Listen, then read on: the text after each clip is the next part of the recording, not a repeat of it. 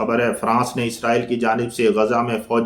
فوجی کارروائیوں کی توسیع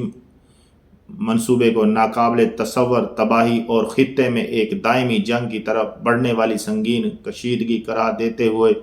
شدید تشویش کا اظہار کیا۔ صدر ایمانوئل میکرون نے واضح طور پر کہا کہ اسرائیل کی غزہ شہر پر دوبارہ قبضہ کرنے کی کوشش ایک ایسے ڈھانچے کی تعبیر ہے جو امن کے بجائے جنگ کو مستقل بنائے گی۔ فرانسیسی وزیر خارجہ ژان نوئل باریو نے بھی اس بڑھتی ہوئی کشیدگی کو حادثے کی ترکیب قرار دیا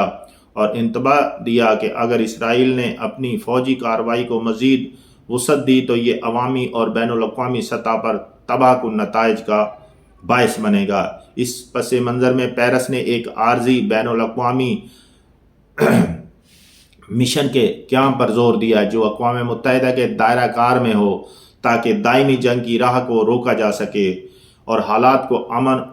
امن و استحکام کی طرح موڑا جا سکے۔ فرانس نے صاف کہا کہ موجودہ صورتحال میں بغیر عبوری عالمی عمل دخل کے فلسطینی عوام کو لاحق انسانی بحران ناقابل برداشت ہے جنہیں فوری طور پر امداد و تحفظ مہیا کرنا ناگزیر ہے۔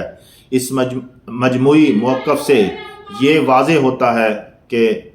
فرانس نہ صرف جنگ بندی اور مذاکراتی کوششوں میں پیش ہے